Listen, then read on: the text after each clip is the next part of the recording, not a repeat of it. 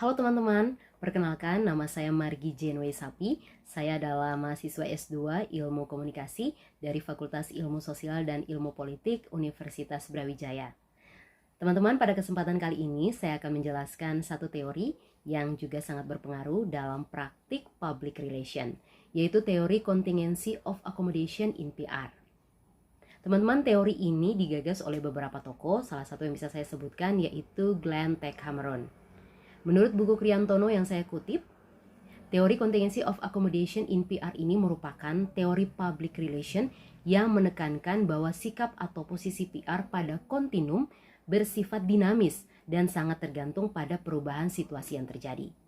Jadi praktisi PR ini bergerak pada kontinum antara bersikap akomodasi atau advokasi saat berhadapan dengan sebuah situasi konflik. Selanjutnya, teori contingency of accommodation in PR ini juga hadir sebagai pelengkap dari salah satu teori juga yang sangat terkenal dalam praktik PR, yaitu teori excellences, di mana kedua teori ini memiliki perbedaan yang sangat tipis, yaitu terkait dengan pemaknaan apakah two-way symmetric yang ada di dalam teori excellences ini masih dapat diaplikasikan atau diterapkan atau tidak. Namun, teori contingency of accommodation ini memberikan sebuah penegasan terkait dengan batasan tentang posisi organisasi saat menjalin relasi dengan publiknya. Karena kenyataannya, teman-teman, relasi publik terjadi dalam kondisi di mana PR memilih bersikap akomodasi dengan publik atau advokasi sebagai pembela dari organisasi di mana PR tersebut berada. Ya, selanjutnya teman-teman, kita juga perlu tahu nih, apa itu akomodasi dan juga apa itu advokasi. Dari buku Kriantono yang saya kutip, akomodasi adalah suatu sikap dari praktisi PR yang berupaya untuk memenuhi kebutuhan organisasi dan publiknya melalui cara dialog, negosiasi, dan juga kompromi. Lalu, apa itu advokasi? Advokasi adalah situasi ketika praktisi PR berusaha untuk memenuhi kebutuhan organisasi atau publik dengan cara mengurangi atau meniadakan kebutuhan dari pihak lainnya. Selanjutnya teman-teman, di dalam sikap atau kegiatan sebuah praktisi PR, mereka dipengaruhi oleh dua variabel yang ada dalam teori contingency of accommodation. Variabel pertama yaitu variabel eksternal. Di dalam variabel ini terdapat beberapa variabel, yaitu seperti satu, ancaman, yang kedua yaitu lingkungan industri, yang ketiga level ketidakpastian kondisi sosial politik, dan yang keempat publik eksternal, baik itu individu maupun kelompok, dan yang terakhir terkait dengan isu yang dipertanyakan. Selanjutnya yang kedua yaitu variabel internal. Nah, di dalam variabel internal ini terdapat beberapa variabel, yaitu yang pertama karakteristik organisasi, dan yang kedua karakteristik Departemen Public Relation, yang ketiga karakteristik koalisi dominan, yang keempat ancaman dari internal, yang kelima karakteristik individual, dan juga yang terakhir adalah karakteristik dari hubungan. Selanjutnya teman-teman, pada perkembangannya Cancel dan kawan-kawan melengkapi teori contingency of accommodation ini dengan dua variabel untuk menentukan kemungkinan bersikap akomodatif atau advokasi di kalangan praktisi PR. Nah, kedua variabel tersebut yaitu variabel predisposing dan juga variabel situasional. Teman-teman, variabel predisposing merupakan variabel yang memiliki pengaruh besar dalam organisasi dengan membantu untuk membentuk kecenderungan bersikap dan juga menjalin relasi terhadap publik eksternal, sehingga variabel ini selalu ada dalam setiap aktivitas organisasi. Dan variabel predisposing juga terdiri dari ukuran organisasi, budaya organisasi, terpaan bisnis, afiliasi atau akses dengan kelompok dominan. Yang kedua, variabel situasional. Variabel situasional adalah situasi yang spesifik muncul dan berbuah dinamis selama interaksi yang melibatkan organisasi dan publiknya. Variabel ini sangat memengaruhi perubahan sikap dan juga pendirian organisasi terhadap publik eksternal akibat perubahan situasi. Beberapa di antaranya yaitu satu, ancaman, Yang kedua, biaya dan keuntungan akomodasi. Yang ketiga, keseimbangan kepentingan antara berbagai publik. Yang keempat, persepsi publik terhadap isu. Yang kelima, reputasi organisasi. Dan yang keenam, karakteristik publik eksternal dan juga tuntutan-tuntutannya. Untuk memahami aplikasi dari teori contingency of accommodation in PR, saya akan menyampaikan satu kasus sebagai contoh, yaitu insiden tumpahan minyak Pertamina di sumur blok offshore North West Java atau ONWJ yang terjadi pada Juli 2019 silam. Ya, teman-teman, kronologi dari insiden ini dimulai pada tanggal 12 Juli 2019, di mana terjadi tumpahan minyak akibat aktivitas re-entry saat pengeboran di sumur YYA1 di blok ONWJ. Kemudian pada tanggal 17 Juli 2019, Pertamina menyampaikan keadaan darurat kepada SKK Migas dan juga Kementerian SDM. Pada rentang 16 sampai dengan 18 Juli 2019, lapisan minyak yang tumpah ini di permukaan laut sudah mencapai bagian pantai. Dan tentunya ini juga sangat berpengaruh kepada lingkungan tempat di mana warga berada atau warga tinggal dan mencari nafkah. Selanjutnya pada tanggal 17 Juli 2019, PT Pertamina melakukan konferensi pers terkait insiden tumpahan minyak di blok ONJ kepada publik, dan konferensi pers ini dilakukan oleh Direktur Hulu PT Pertamina dan juga VP Corporate Communication PT Pertamina. Selanjutnya pada tanggal 26 Juli 2019, Pertamina menyampaikan permintaan maaf perusahaan kepada masyarakat dan juga seluruh pihak yang terdampak serta masyarakat Indonesia tentunya. Dan Pertamina juga melakukan penanggulangan serta membangun posko medis untuk masyarakat yang terdampak dari insiden tersebut.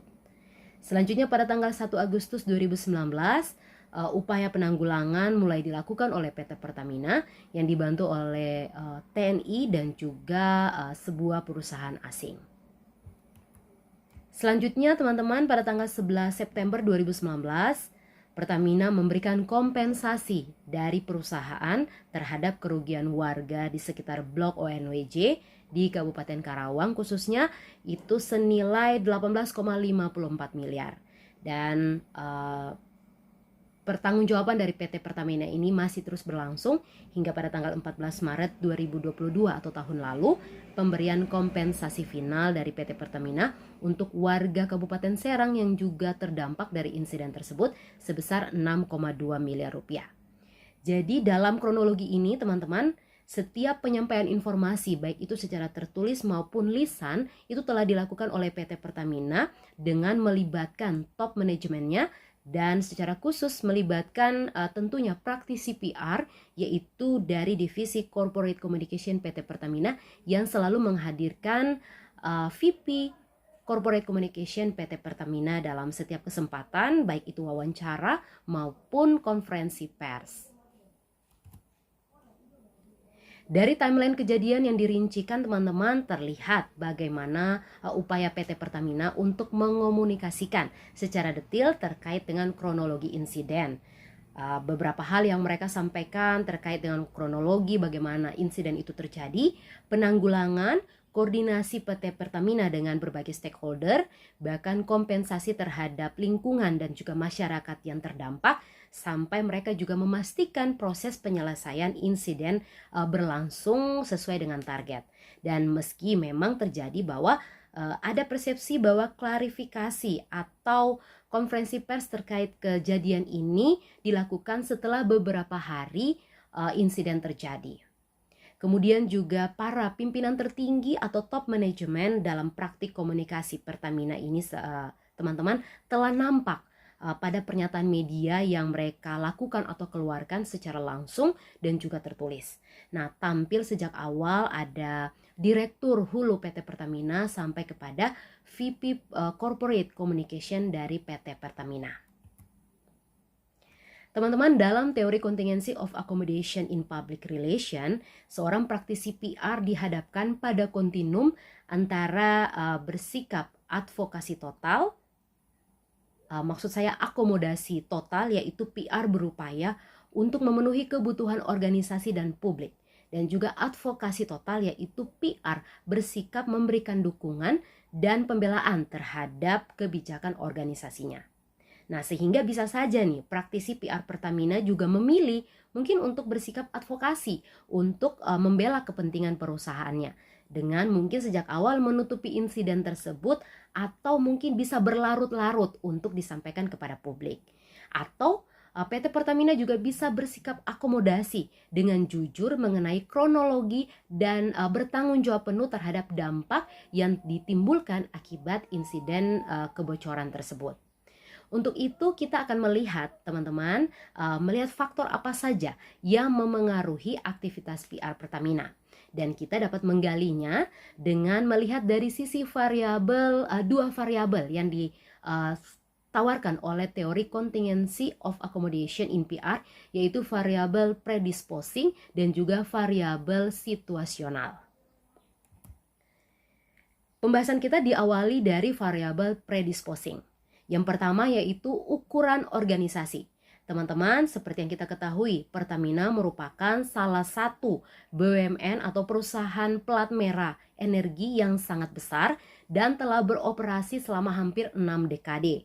Secara persentase pendanaan sampai kepada kegiatan operasional dan juga jumlah karyawan, mereka bukanlah sebuah perusahaan yang kecil, namun mereka adalah satu organisasi yang sangat besar, sehingga memang seluruh halayak atau mata publik akan sangat tertuju kepada setiap aktivitas daripada perusahaan. Dan dalam kasus ini tentu publik sangat berharap PT Pertamina tentunya bertanggung jawab penuh dengan sangat komprehensif, terukur, dan juga responsif terhadap setiap dampak yang ditimbulkan, baik itu yang terjadi pada kondisi lingkungan dan juga masyarakat yang terkena insiden dari tumpahan minyak di blok ONWJ tersebut. Yang kedua, kita melihat dari budaya organisasi. Teman-teman, PT Pertamina menjunjung budaya akhlak, yaitu amanah, kompeten, harmonis, loyal, adaptif, dan juga kolaboratif. Tentunya hal ini akan memengaruhi sikap Pertamina dalam menelaah persoalan insiden ini, dan juga budaya yang dijunjung ini juga kita bisa melihat bahwa praktisi PR Pertamina berusaha sangat suportif terhadap perusahaan dan publik yang lebih luas, yaitu kepentingan bangsa dan negara. Yang ketiga yaitu variabel terpaan bisnis. Tanggung jawab aktivitas bisnis yang dijalankan selalu bersinggungan dengan berbagai pihak seperti rekanan dan juga pelanggan. Dalam hal ini tentunya yang kita bahas adalah PT Pertamina ya. Sehingga jika Pertamina tidak mengambil langkah tepat, dalam kasus ini tentu akan sangat berujung, atau maksud saya adalah sangat berdampak pada operasional atau aktivitas bisnis yang mungkin juga bisa tersendat. Dan PT Pertamina juga sudah mengambil langkah penanggulangan, menyediakan kompensasi atas lingkungan dan masyarakat yang terdampak dari insiden ini. Variabel yang keempat yaitu afiliasi atau akses dengan kelompok dominan. Teman-teman, praktisi PR di tengah jam terbang yang tinggi, maksud kami praktisi PR Pertamina di tengah jam terbangnya yang sangat tinggi dan berpengalaman, tentu mampu menembus peran komunikasi top manajemen.